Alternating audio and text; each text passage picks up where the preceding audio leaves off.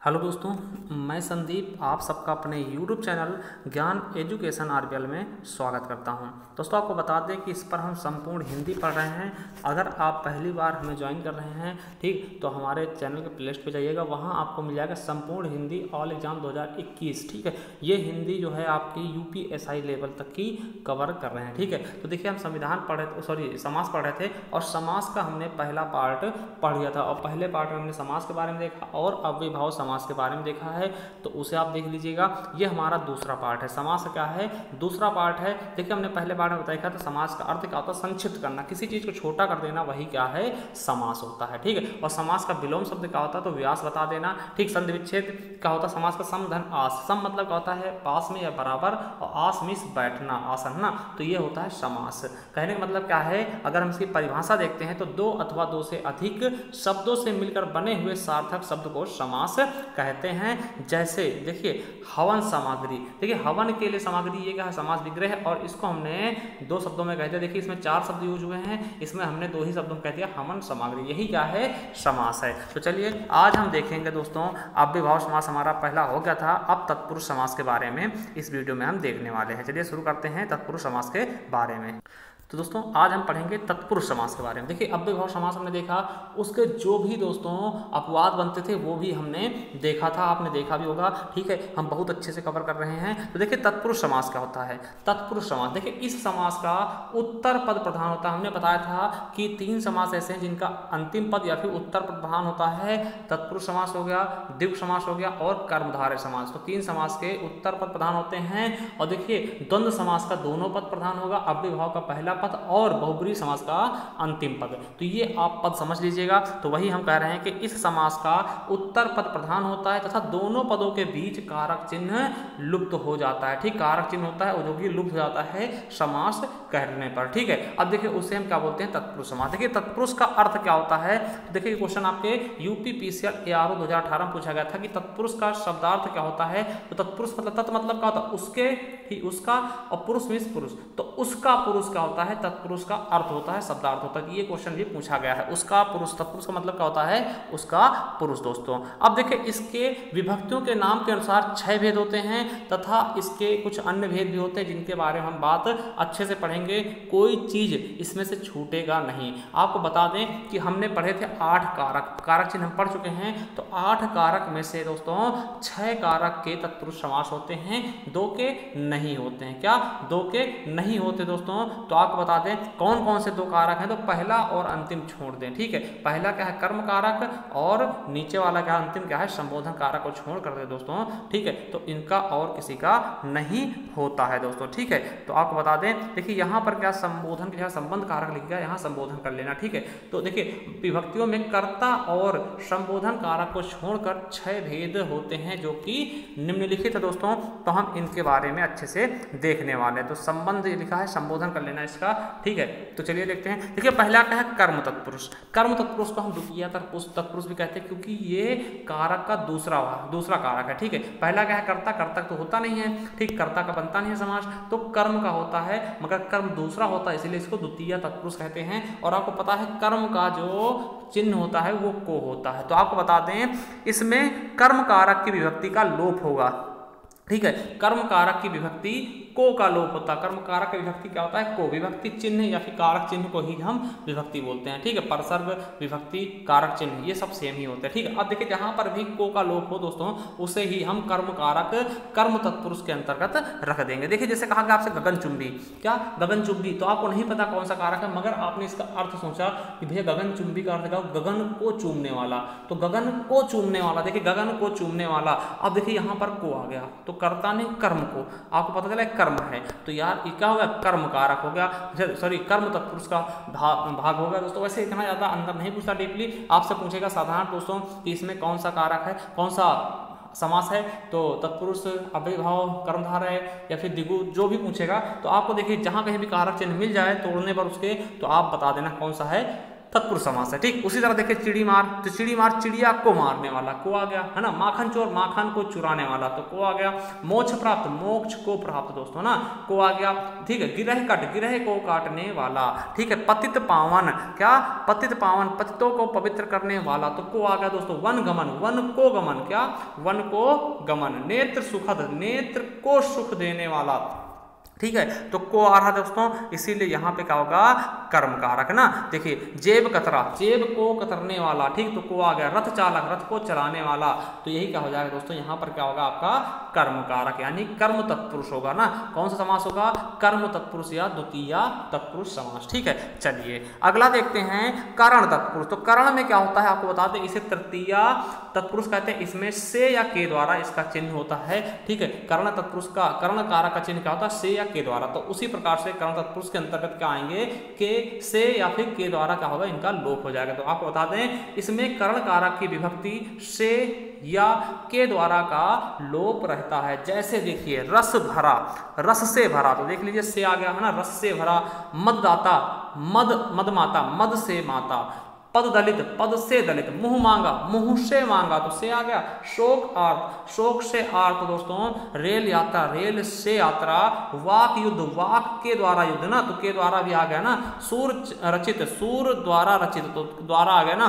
जो इस तरह रत्न जड़ित, रत्न से जड़ित। मन चाहा, मन से चाहा, तो यहाँ पर आ गया आपका कर्ण तत्पुरुष कारक। ठीक है, सॉरी कर्ण तत्पुरुष समास हो जाएगा यहाँ पर। ठीक है, चलिए अगला देखते हैं संप्रदान तत्पुरुष। संप्रदान में क्या होता है दोस्तों, ये चतुर्थी तत्पुरुष है और इसके लिए के लिए यूज होता है। क्या के लिए यूज होता है। देखिए इसमें संप्रदान कारक की विभक्ति के लिए का लोप हो जाता है। जैसे हथकड़ी क्या लिखेंगे, हाथ कड़ी को क्या लिखेंगे दोस्तों, हाथ के लिए कड़ी, तो के लिए आ गया, इसीलिए क्या हो जाएगा, संप्रदान कारक हो जाएगा। क्या हो जाएगा दोस्तों, संप्रदान कारक। पशु बलि, पशु के लिए बलि, क्या पशु के लिए बलि।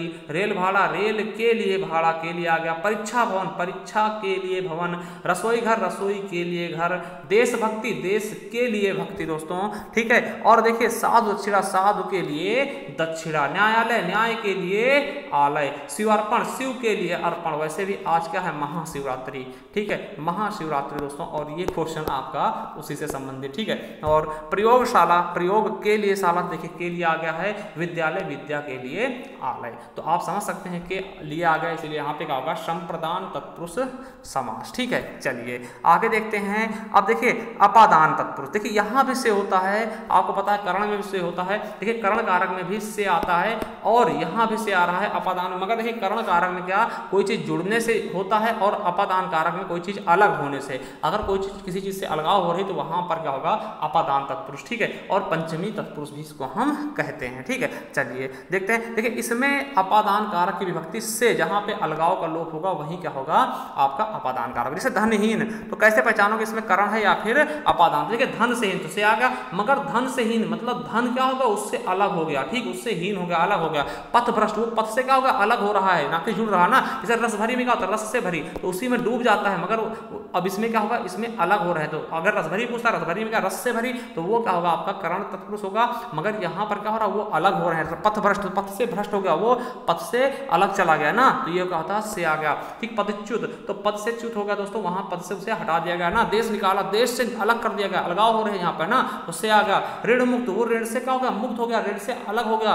गुणहीन, गुड़ से एकदम हीन है दोस्तों, गुड़ अलग नहीं है उससे, है ना, मतलब गुड़ और उसमें कोई मतलब कि जुड़ाव नहीं है, वो अलग हो चुके हैं। ठीक है, जलहीन, जल से हीन हो गया दोस्तों। ठीक, से आ गया। पाप मुक्त, पाप से क्या हो गया, अलग हो गया, मुक्त हो गया। माया रिक्त, माया से क्या हो गया, रिक्त हो गया। मरणोत्तर, मरण से उत्तर हो गया दोस्तों। नेत्रहीन, नेत्रहीन है उससे ना, तो उससे अलग हो रहा, नेत्र से अलग हो रहा, तभी तो नेत्रहीन हुआ। तो यहाँ भी क्या होगा, अपादान। धर्म विमुख दोस्तों, धर्म विमुख होगा यहाँ पे, तो धर्म से विमुख हो गया दोस्तों। ठीक, शक्तिहीन, शक्ति से हीन, तो शक्ति से हीन हो गया, मतलब उससे अलग हो रहा है दोस्तों। पथ भ्रष्ट, पथ से भ्रष्ट, तो इसीलिए यहाँ पर क्या हो रहा, अलगाव का बोध हो रहा है, से के साथ में अलगाव का बोध है, इसलिए यहाँ पे अपादान कारक होगा। देखिए अपादान कारक और भी होते हैं, जैसे भय के अर्थ में। अब देखिए किसी से आप भय करोगे, डरोगे, तो उसके पास तो नहीं जाओगे, उससे अलग ही जाओगे। इसीलिए जैसे अश्वभीत होगा, कोई घोड़े से डर रहा तो अश्वभीत में क्या, अश्व से भीत, तो यहाँ भी से क्या होगा दोस्तों, ये आपका अपादान तत्पुरुष के उसमें आएगा। गज भीत, गज से भीत, सिंह भीत, शेर से भीत, है ना, शेर से भयभीत होना, ये सब क्या होंगे दोस्तों, इसी में आएंगे। देखिए विद्या अध्ययन के अर्थ में भी यही आते हैं दोस्तों। जैसे गुरुवाधीत, गुरु से अधीत किया हुआ, तो यहाँ भी क्या होगा दोस्तों, अपादान तत्पुरुष का समास, ठीक है। आचार्य अधीत, तो यहाँ भी क्या होगा दोस्तों, आचार्य से अधीत दोस्तों, ठीक है, यहाँ भी आपका अपादान होगा, ठीक है। अब देखिए ब्रह्माधीत, ब्रह्म से अधीत क्या होगा दोस्तों, यहाँ भी क्या होगा, अपादान तत्पुरुष समास होगा दोस्तों, ठीक है। तो समझ सकते हैं। अब देखिए किसी के घड़ा के भाव में, अगर किसी से आप घड़ा करते हो तो उसके पास थोड़ी जाओगे,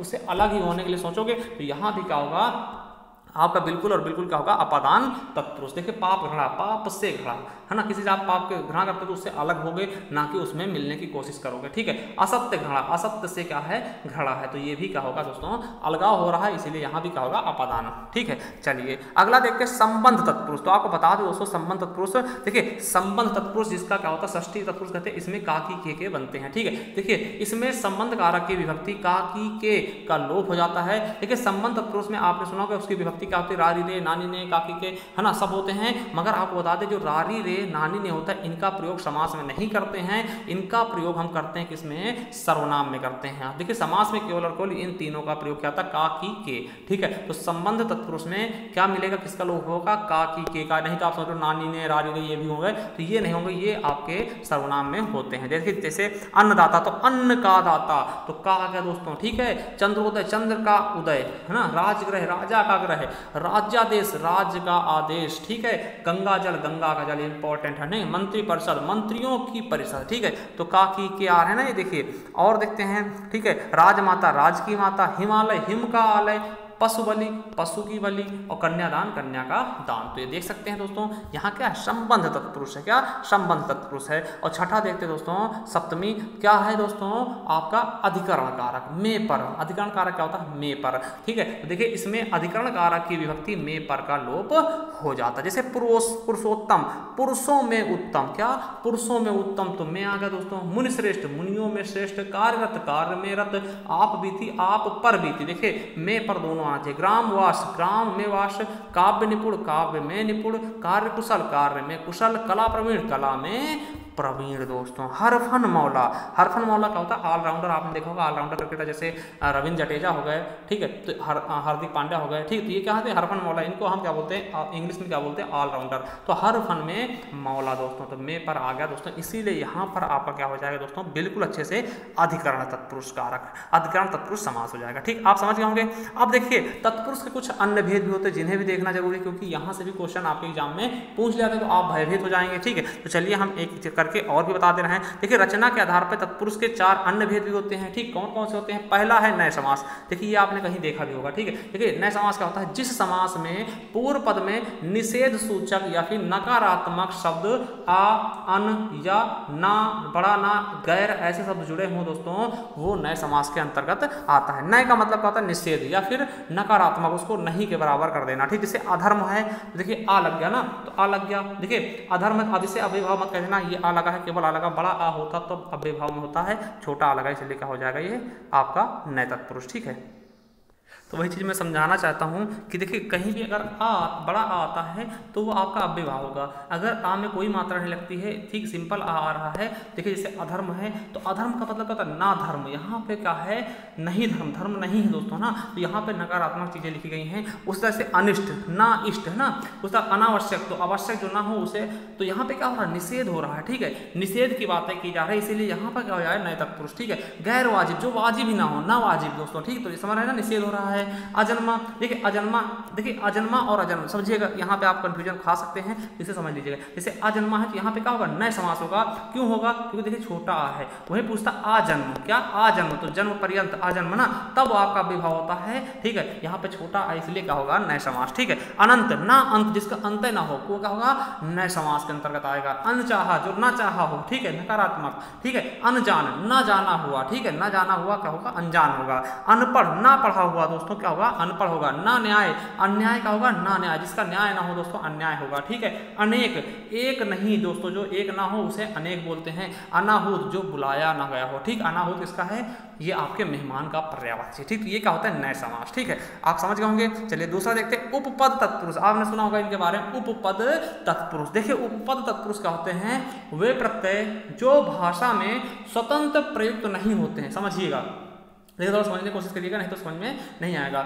वे प्रत्यय जो भाषा में स्वतंत्र प्रयुक्त नहीं होते हैं उन्हें जोड़कर बनाए गए समस्त पद उपपद तत्पुरुष कहलाते हैं। जैसे ऐसे समास में प्रत्यय पाया जा रहा हो, समझिएगा। जैसे सर्वज्ञ, सर्वज्ञ मतलब क्या होता है, ज्ञा मत, देखिए सर्वज्ञ में किस शब्द से मिलकर बना है, सर्व प्लस ज्ञा, सर्व प्लस ज्ञा। देखिए अब ज्ञा क्या है दोस्तों, ये आपका किसकी तरह यूज हो रहा है, प्रत्यय की तरह यूज हो रहा है, मगर ये प्रत्यय नहीं है, ज्ञा प्रत्यय नहीं है, ज्ञा कोई स्वतंत्र प्रत्यय नहीं। इसका मतलब यहाँ पे देखिए जैसे ज्ञा का अर्थ किससे, ज्ञानी से है ना, जानने वाले से ना। देखिए अब ऐसा थोड़ी कि कहीं पे हमें लिखना है जानने वाला, उसकी जगह हम ज्ञा लिख दें तो इसका मतलब जानने वाला हो जाएगा, ऐसा नहीं है दोस्तों। जैसे कि आपको पता है कि आ का अर्थ क्या होता है दोस्तों, विपरीत कर देता है ना, तो उस तरीके से ज्ञा क्या है, एक प्रत्यय नहीं है मगर प्रत्यय की भांति कार्य कर रहा है, ठीक है, ऐसा आपको समझ में आ रहा होगा। जैसे राजनीतिज्ञ, ठीक है, सर्वज्ञ, देखिए सर्व सब कुछ जानने वाला, तो सर्व में से कहा सब कुछ, और ज्ञा का अर्थ किसमें ले रहे हैं, जानने वाले में ना, जानने वाला, तो इसलिए सर्वज्ञ में ज्ञा प्रत्यय है और ये स्वतंत्र प्रत्यय नहीं, ये कोई प्रत्यय नहीं है मगर इस तरह से यूज किया जा रहा है, ठीक है,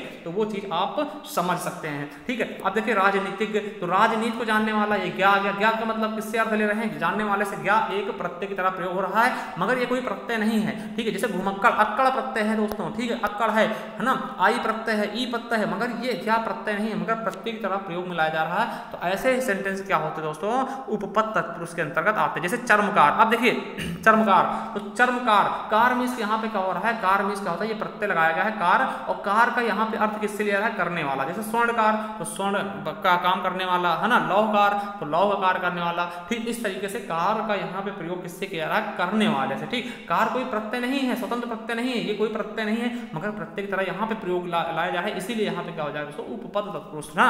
चर्मकार यानी चर्म का कार्य करने वाला, यहाँ पे कार्य क्या है, प्रत्यय है, ठीक है, समझ सकते हैं। कष्टप्रद, तो कष्ट का प्रदान करने वाला, देखिए प्रद मतलब यहाँ पे प्रदान करने वाले से लिया गया, तो यहाँ भी क्या है, कोई प्रद कोई एक प्रत्यय नहीं है, ठीक है, एक स्वतंत्र प्रत्यय नहीं है, इसका प्रत्यय की तरह प्रयोग लाया जा रहा है, ठीक। तो कष्ट प्रदान करने वाला, उसे फलदायी, अब दाई में देने वाला नहीं होता दोस्तों, ठीक है, ये कोई देखिए होता है मगर ये कोई प्रत्यय नहीं है, इसको हम प्रत्यय की तरह प्रयोग में कर रहे हैं, इसीलिए फल देने वाला, ये भी क्या हो जाएगा दोस्तों, आपका उपपद तत्पुरुष, ठीक है। स्वर्णकार, स्वर्ण को करने वाला, हमने बताया था। जलचर, जल में चरण करने वाला, विचरण करने वाला, तो यहाँ पे चर क्या है, एक उसकी तरह प्रयोग में लाया जा रहा है दोस्तों, ठीक है, तो ये भी आपका प्रत्यय की तरह प्रयोग में लाया है, इसलिए क्या होगा, ये भी आपका उपपद तत्पुरुष हो जाएगा। जैसे मधुप, देखिए यहाँ पा का अर्थ किससे, पीने वाला से कह दिया गया, तो मधु को पीने वाला, भौरा जानते होंगे, तो मधु को पीने वाला, ये क्या होगा दोस्तों, आपका पा आ गया।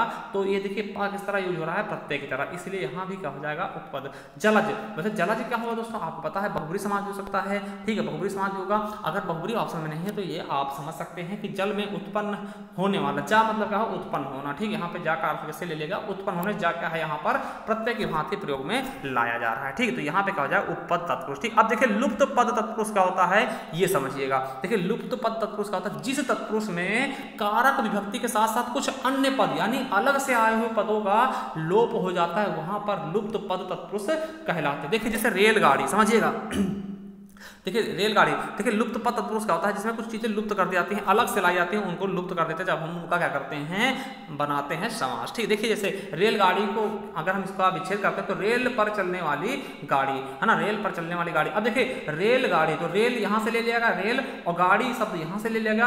अब पर क्या है, पर अधिकरण कारक है, कोई दिक्कत नहीं। अब देखिए चलने वाली ये अलग से यहाँ पे डाल दिया गया, चलने वाली ये अलग से डाल दिया गया, इसीलिए इसको क्या करते हैं हम, जब इसका समास करते हैं ये लुप्त कर देते हैं, इसीलिए यहाँ पर क्या हो जाएगा, लुप्त पद तत्पुरुष। अब देखिए वायु में चलने वाला यान, वायु यान कहते हैं। अब देखिए वायु तो इसमें है, वायु लिख दिया, और यान की जगह हमने यान लिख दिया। तो देखिए में क्या है, में अधिकरण कारक है, मगर ये चलने वाला शब्द क्या किया गया है, जब हम इसका समास बनाए हैं तो इसको हमने लुप्त कर दिया, इसीलिए क्या होगा कि लुप्त पद तत्पुरुष समास हो जाएगा। समझ रहे हैं ना, कि मतलब कभी कोई चीजों को हम लुप्त कर देते हैं, ठीक है, उसका हम जब समास करते हैं तो उसका लुप्त कर देते हैं, वही क्या होता है, लुप्त पद तत्पुरुष समास, ठीक है। समझ गए। अब देखिए बैलगाड़ी, बैलों के द्वारा चलने वाली गाड़ी, अभी कर्ण तत्पुरुष है, देखिए बैल, तो बैलों ले लिया, ठीक। अब देखिए के द्वारा क्या है, कर्ण तत्पुरुष हो गया, इसे भी हमने मतलब, ठीक है। अब देखिए गाड़ी यहाँ से ले लिया, अब चलने वाली ये अलग से है, इसको हम जब समास बनाते हैं इसको हम लुप्त कर देते हैं, इसीलिए यहाँ पे क्या होगा, लुप्त पद तत्पुरुष ना।